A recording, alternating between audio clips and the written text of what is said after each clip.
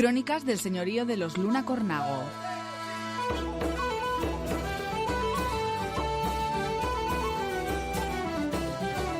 Nueva población en el río Linares. Se encuentra documentada la participación de gentes de Cornago junto con gentes de Cervera y Grábalos en la creación del pueblo de Fitero, hacia el año 1482, 10 años antes del descubrimiento de América. Desde la fundación del monasterio de Fitero por monjes cistercienses, bajo el mando del abad Raimundo, fundador de la Orden de Calatrava, y posteriormente elevado a los altares, el monasterio de Fitero había estado habitado por una docena de frailes y otras tantas familias de criados. La habitual inseguridad de las razias que se producían constantemente, sobre todo en la lucha que hubo entre agramonteses y beamonteses, y por causa de la rivalidad entre el monasterio de Fitero y el monasterio de la Oliva, hizo considerar a Fray Miguel de Peralta la necesidad de crear un pueblo que ayudase en la defensa. Se llamó y se admitió a nuevos moradores a los que se les proporcionó solares para construir sus viviendas, y también se les concedieron tierras a cambio de unas pechas simbólicas que consistían en una gallina por casa y en tributos por las haciendas. Hacia esa fecha, 1482, los monjes de Fitero habían vendido sus posesiones en Cornago, pues la fundación del monasterio de Cornago por monjes franciscanos tuvo lugar 24 años antes, en 1458, incentivada por los señores de Cornago, don Juan Hurtado de Mendoza y doña María de Luna, hija del condestable don Álvaro de Luna. Pero no debió de ser saldada la deuda con los monjes de Fitero hasta 1482. Recordaremos que Rodrigo Ximénez de Rada, que fue arzobispo de Toledo, era dueño del espacio en el que se situaba y se sitúa actualmente el convento de Campolapuente, fundado por los señores de Cornago. Pues bien, en ese espacio, que fue donado por Juan de Vidaurre, que era en aquella época, estamos hablando del año 1250, era el momento de...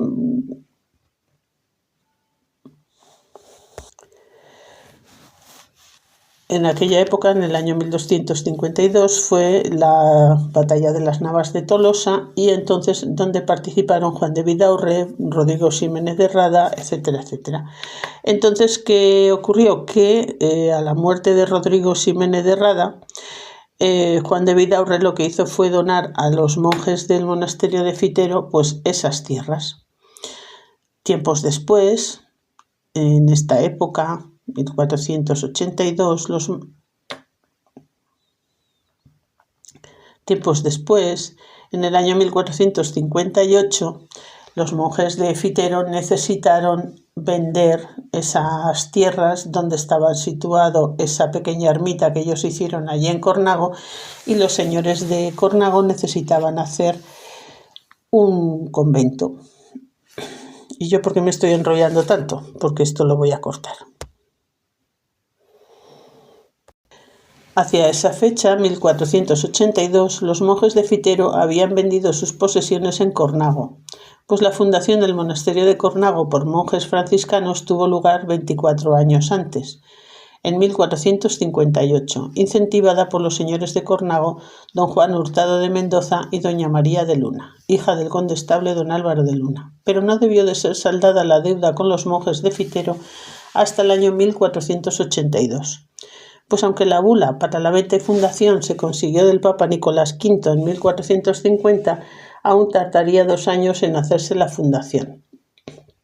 El precio fue de 300 florines, precio que se pagó en varias veces por los frailes con las limosnas que recibían. Posiblemente el último plazo de la deuda se pagó con la cesión de colonos para la nueva población que estos monjes de Fitero deseaban. Los recién llegados levantaron sus moradas al oriente del monasterio, cobijándose en ellas unas 30 familias. Se narra lo siguiente. Las viviendas eran miserables. Los nuevos vecinos vivían en chozas de una sola habitación sin cámara, todas ellas tan bajas que no cabía una lanza tiesa. Estaban cubiertas por techumbre hecha de tamariz y tierra sin tejas.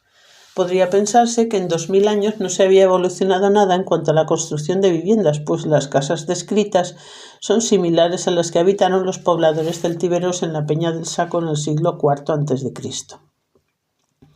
Eran gentes hechas a buen fuero, como decían ellos. No tenían organización municipal. Sus pleitos se resolvían con la intervención de algún vecino como árbitro, recurriendo en algún caso al arbitraje de los monjes. Un tal Jaime de San Martín, nacido en Alemania, que vivió en Fitero hacia la fundación, manifiesta que en aquel tiempo ni él ni otros vecinos del lugar no sabían qué cosa era la jurisdicción ni el pleito. Son buenas referencias sobre nuestros antepasados como gentes de orden, la buena crianza de nuestras abuelas. Respecto de las construcciones, como último comentario, se me representa el tipo de construcción que aún se practica en Cornago en los campos, en las construcciones conocidas como casillas, con paredes de piedra y techumbre de barro arcilloso mezclado con hulagas sobre vigas de madera, las cuales sirven de refugio para el agricultor y sus caballerías durante las tormentas de verano. La misma forma de construir se utiliza en los corrales donde se criaban los animales domésticos, cuyas tapias eran protegidas en su parte más alta con hulagas aprisionadas con piedras, para evitar la entrada del zorro, los cuales tenían como variante proteger la parte descubierta con un techado que sirve de almacén de leña atada en gavillas para consumo del hogar. El techo de barro arcilloso mezclado con hulagas es un buen aislante a la vez que aguanta varios años sin dejar pasar el agua de lluvia, sirviendo asimismo de base para las tejas que se encuentran en él, un estupendo asiento.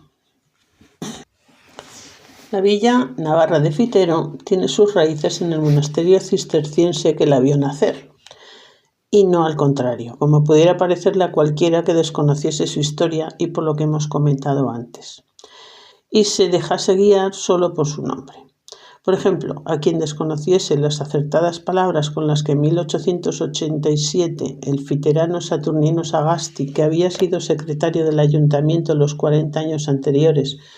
comenzaba la descripción manuscrita de las valiosas informaciones para el gobierno municipal de Fitero, con las que quiso transmitir el conocimiento adquirido, diciendo que a mediados del siglo XII se presentaron a tomar posesión de estos terrenos y en Santa María de Castellón, que es el Trujal mismo que hoy existe a la salida del barrio bajo, camino antiguo de Tudela, 12 varones ilustres que con el tiempo fundaron el monasterio de Bernardos o Cister del que nos ocupamos después.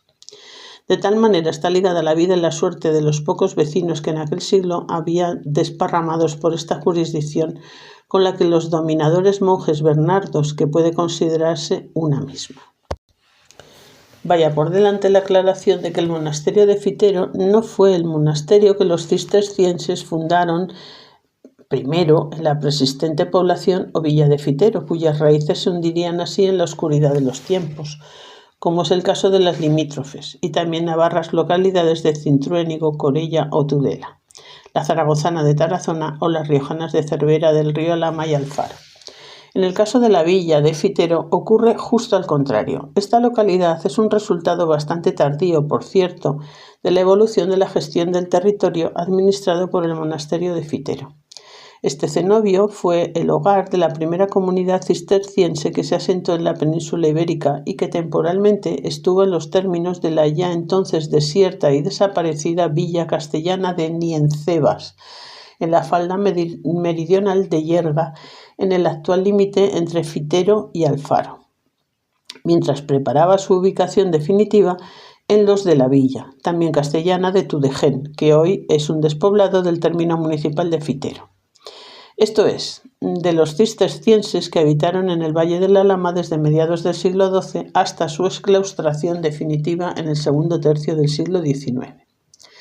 En consecuencia, por el modo tan particular en que surgió la villa de Fitero, no puede comprenderse la morfología urbana de esta villa navarra, sin remontarnos antes a las circunstancias y al contexto histórico en el que se produjo la llegada de estos monjes de Allende en los Pirineos, y al proceso de la construcción de este monasterio medieval que después dio lugar a la villa de Fitero, desglosando sus 3 asentamientos consecutivos en 2 lugares castellanos que hasta mediados del siglo XII estaban ambos habitados, Niencebas y Tudején. El desaparecido monasterio de Fitero y su historia son el puente que cubre los siglos de soledad en los que esta comunidad cisterciense casi constituyó la única población que hubo en el lugar que hoy ocupa la villa de Fitero, esto es, desde que quedó deshabitada la villa castellana de Tudején a principios del siglo XIII hasta que ésta fue repoblada por el monasterio de Fitero a finales del siglo XV y ya en Navarra. Posteriormente, villa y monasterio, o lo que es lo mismo, vasallos y señor, convivieron juntos y manteniendo una relación secular marcada por las tensiones provenientes de los intereses particulares de cada una de las partes. La vida no fue fácil entre el dominio de los monjes y los nuevos pobladores de la localidad. Todas estas circunstancias sin duda marcan la historia y el carácter de Fitero y de los fiteranos, aunque no siempre hemos sido conscientes de ello. Vamos camino de que se cumplan 200 años de la marcha de los monjes de Fitero y de su antiguo monasterio, y pocas son las dependencias que aún quedan en pie. La principal se transformó en la actual iglesia parroquial, pero en ella nunca celebró misa el patrón de Fitero y fundador del monasterio San Raimundo de Fitero, pues ya llevaba muerto varias décadas cuando empezó a construirse, siendo consagrada un siglo después de que llegara al frente de los primeros cistercienses que se asentaron en la península ibérica. El proceso de fundación de un monasterio es algo largo y complejo, que además necesita 3 ingredientes fundamentales para que pueda tener lugar la comunidad monástica que se va a instalar en el nuevo monasterio. El apoyo administrativo del obispo de la diócesis o provincia religiosa en la que se lleva a cabo su implantación y el principal patrocinador que favorece y costea gran parte de ella directa o indirectamente. Provisionalmente se instalaron en el monasterio de Niencebas, mientras construían el primero que hubo en Fitero, ambos en la diócesis de Calahorra y bajo el patrocinio del rey de Castilla y León, Alfonso VII el Emperador. Tiempo después, el obispado de Tarazona lo invadió y se lo usurpó al de Calahorra, facilitando la instalación de este monasterio de una segunda comunidad cisterciense que expulsó a la que dirigía San Raimundo. Años después, el rey de Castilla, Alfonso VIII el Noble, posibilitó la construcción del segundo y último monasterio cisterciense que hubo en Fitero, ya en la diócesis de Tarazona, dotándole además del territorio o cotorredondo del que es heredero el actual término municipal de la villa de Fitero. Este breve resumen del largo y complejo proceso fundacional del monasterio de Fitero requiere que vayamos más despacio y que repasemos el contexto histórico en el que se produjeron estos acontecimientos para tener una mejor base acerca de cuáles y cómo fueron los orígenes de la villa de Fitero. Comenzaremos por el principio, de cómo los monjes pasaron de Francia por los Pirineos al Valle de la Lama. En 1140, al frente de una docena de monjes de la comunidad cisterciense de Cabadur, San Raimundo cruzó los Pirineos para instalarse en un lugar del Valle de la Lama perteneciente a la villa castellana de Niencebas. Esta villa, cuyo nombre acabó degenerando para dar lugar al de Bienzobas varios siglos después, estuvo situada en los aledaños del sistema ibérico, concretamente en la falda meridional del monte Yerga, a orillas del arroyo de la Fuente de los Cantares, y se despobló pocos años antes de que llegase San Raimundo. De hecho, Niencebas estuvo habitada hasta que comenzaron los disturbios ocasionados por la escisión de los reinos de Pamplona y Aragón con motivo del incumplimiento del testamento de Alfonso I, que había fallecido en septiembre de 1134 y que también dieron lugar a la definición de la nueva frontera entre ambos reinos y de cada uno de ellos con el vecino de Castilla y León, del que ambos acabarían siendo vasallos tras rendir pleitesía a Alfonso VII el Emperador. Los restos de la desierta villa de Niencebas limitaban por el sur con el castro castellano de Tudején, cuyos restos perviven junto a la desembocadura del Añamaza por la margen derecha de la Lama, enfrente de la desembocadura de la fuente de aguas termales que abastecía a los baños de Tudején, hoy en día los baños de Fitero. La villa de Tudején, a su vez, limitaba al este siguiendo el propio cauce de la Lama, con el pueblo pamplonés de Cintruénigo, que entonces era poco más de una pedanía de Tudela. En el límite de ambas localidades, pero todavía dentro de los términos de Tudela, se encontraba la Peña de Fitero, que era un lugar cerca del cual confluía la frontera de Castilla con las de los recién escindidos reinos de Pamplona y Aragón, siendo este topónimo un hito tan singular que terminó dando su denominación definitiva al monasterio fundado por San Raimundo y cuyo significado literal es el monasterio de la frontera. Fitero significa frontera. La transición del nombre del monasterio de Niencebas al de Fitero pasó por la adopción temporal del término concreto de la villa de Tudela, en el que se instaló esta comunidad cisterciense, Castellón. Seguramente se debía a la existencia de un fuerte que le dio ese nombre, de Castellón. Es posible que la pequeña torre o castillo de Castellón fuese similar al que debió de haber en la huerta de Cintruénigo, en el lugar en que todavía se conoce como el Torrejón, o como el que hay todavía cerca del lugar donde se junta el Linares y el Alhama. Las ubicaciones de los tres torreones son casi equidistantes y se puede aventurar que junto con los otros cuyos restos se encuentran a lo largo de los cauces de ambos ríos, formaban parte de una red de este tipo de fortificaciones, jalonando y controlando el tráfico por el curso del Alhama, quizá desde el nacimiento de este río y del de sus afluentes hacia su desembocadura en el Ebro, en Alfaro, aunque también es posible que para cuando llegó San Raimundo del citado Torreón o Castellón, puede que ya solo quedasen los restos de una torre, como los que todavía se conservan en el interior del cercano monasterio de Tulebras en Navarra, a orillas del Keiles, que es el primer monasterio cisterciense femenino de la península ibérica. Por eso, a partir de 1144, el monasterio de Niencebas pasó a ser también conocido como el monasterio de Castellón, y después de 1152 ambos nombres comenzaron a intercambiarse con el que sería el definitivo de Fitero. Pasamos a explicar ahora sobre el segundo monasterio, en la villa de Tudela. El primer complejo monástico de Fitero era un caserío dependiente de la villa de Tudela, que fue concebido para ser autosuficiente, estando compuesto por los edificios del monasterio, la iglesia, el claustro, la sala capitular, dormitorio, refectorio, cocina, etc., como elemento central de este núcleo de población, así como el molino hidráulico. El monasterio fue edificado junto al primer molino hidráulico construido por los propios cistercienses a su llegada al Valle del Alhama, siendo este la principal industria de la imperante economía agropecuaria de aquella época, tal como lo recoge la regla de San Benito en el capítulo 66. El monasterio se construirá de tal manera que todo lo necesario, es decir, el agua, el molino, el huerto, esté en el interior del monasterio y allí se ejerzan los diferentes oficios. El molino de Fitero estuvo en explotación hasta finales del pasado siglo y sus edificios fueron derruidos en 2004. Después de una docena de años en el Valle del Alhama, estos cistercienses de Fitero ya disponían de 5 granjas satélites cuya explotación agropecuaria era realizada por ellos mismos o por medio de contratos de censo enfitéutico.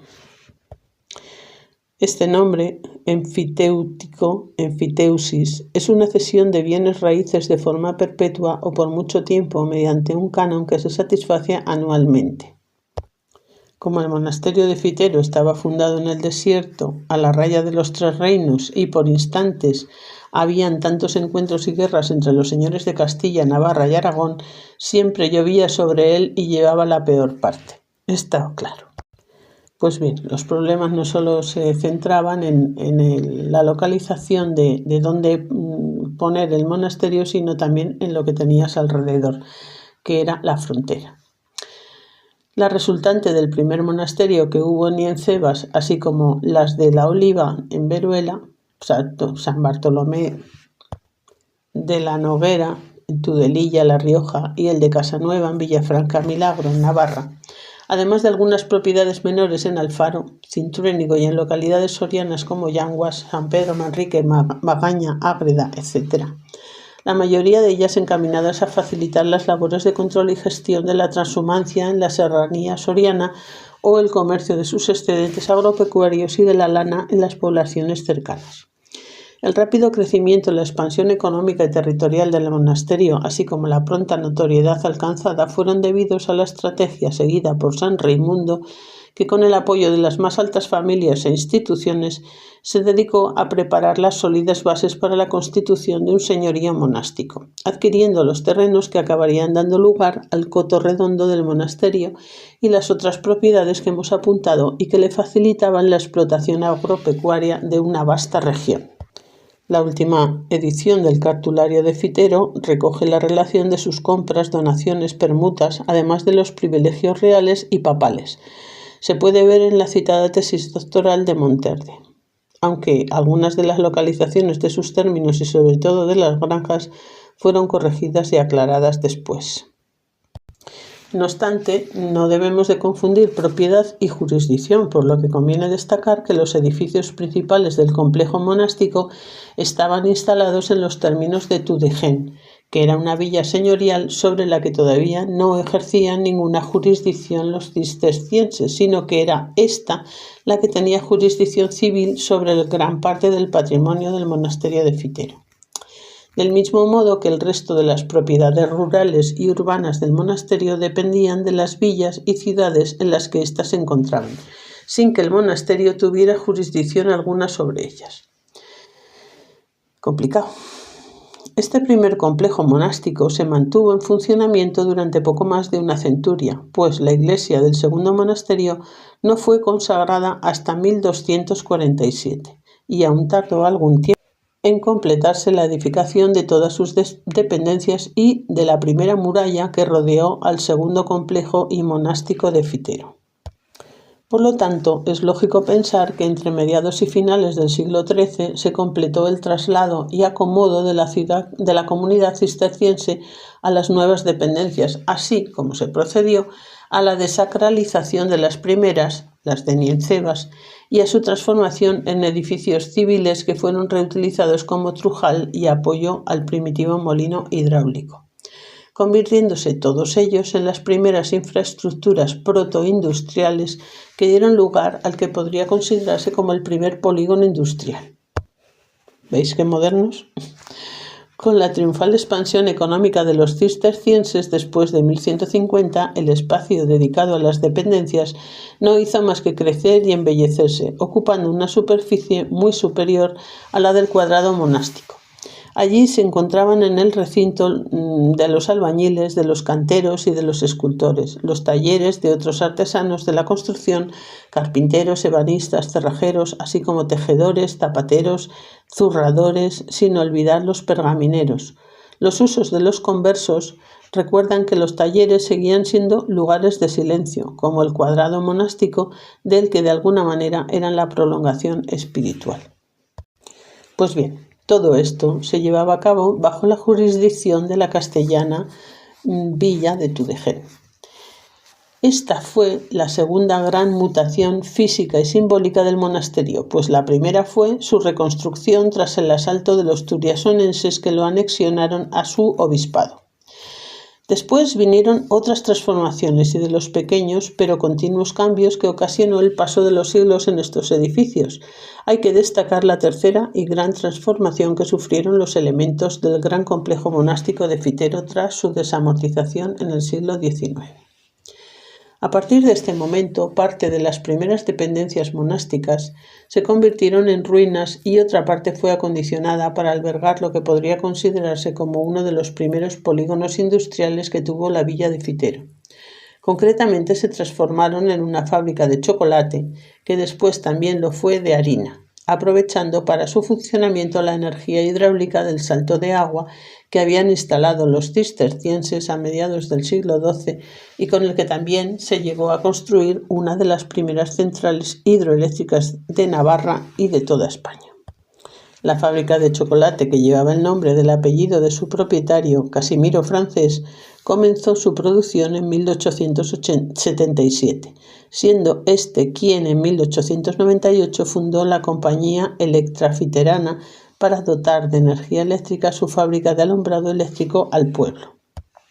En este acondicionamiento, las antiguas piedras del molino fueron sustituidas por cilindros en 1902 al reutilizarse como fábrica de harinas. Como veis, el trabajo de los monjes a la hora de crear el molino fue reutilizado siglos después. Muy bien. Tudegen, el castro del monasterio de Fitero. En 1157, San Raimundo y su monasterio de Fitero recibieron de Alfonso VII la donación del castro de Tudegen, con lo que adquirieron los derechos señoriales sobre el estratégico castillo, la villa y sus habitantes. Definitivamente el poder jurisdiccional cambió de manos, pasando de la villa a aquellos monjes que hacía unos años se habían asentado en los confines del municipio y del reino castellano. Aquel año marcó un jalón importante en los antecedentes históricos de la actual villa de Fitero, pues fue entonces cuando el abad que regía el monasterio de Fitero, que estaba en los términos de Tudegen, asumió la propiedad y jurisdicción sobre todos ellos y sobre la comunidad seglar preexistente y ubicada en la ladera occidental del monte en el que estaba el castillo de Tudegen, así como sobre todas las instalaciones agropecuarias, industriales, molinos, etc., de cuya explotación dependía el progreso y la vida cotidiana de sus habitantes, hasta entonces gozaban de su organización civil y eclesiástica, pues también contaban con su propia parroquia bajo la advocación de San Valentín, diócesis de Tarazona. Tras la concordia alcanzada en presencia del arzobispo de Tarragona en el año 1156 en Tudela, los canónigos de esta iglesia solicitaron ayuda al Papa para que los abades de los monasterios cistercienses de Veruela, Tulebras y Fitero le pagasen los diezmos acordados y le reconocieran su jurisdicción sobre ellos. Concretamente solicitó que mandéis a Raimundo, abad de Niencebas, que me pague, según la antigua costumbre, el diezmo de Cintruénigo y Tudelén. San Raimundo debía de pagar por sus posesiones en Cintruénigo y en Tudegen, que estaban en la margen derecha de la Lama, a pesar de que el monasterio se encontraba en la otra orilla y, por tanto, en la diócesis de Calahorra. Añadiremos que de esta información Alfaro dedujo erróneamente que la iglesia parroquial de Cintruénigo dependía del monasterio de Fitero, cuando debió de depender de Tudela desde su reconquista en el año 1119. Esta evolución se parece a la que siguieron otras muchas comunidades monásticas, por lo que, aun siendo un hito importante para la de Fitero, no supone nada nuevo o excepcional. Sin embargo, deja de ser algo común cuando se entiende que Tudegen no solo era una villa más o menos fortificada, sino que era todo un complejo defensivo o militar de primer orden. Incluía un castillo situado estratégicamente en una de las fronteras más complejas e importantes de Castilla, y cuyo señorío había correspondido a personas importantes y cercanas a los propios gobernantes de Castilla. Por tanto, con su adquisición, el abad de Fitero se convirtió en el señor feudal de una villa y además en un verdadero señor de frontera, con las implicaciones que esto conllevaba en aquella época. De este modo, el monasterio de Fitero sentaba el precedente de hacerse cargo como responsable de una instalación militar fronteriza que, desde entonces hasta principios del siglo XVI, repercutiría en su evolución y sufriría las consecuencias de sus vaivenes bélicos y políticos.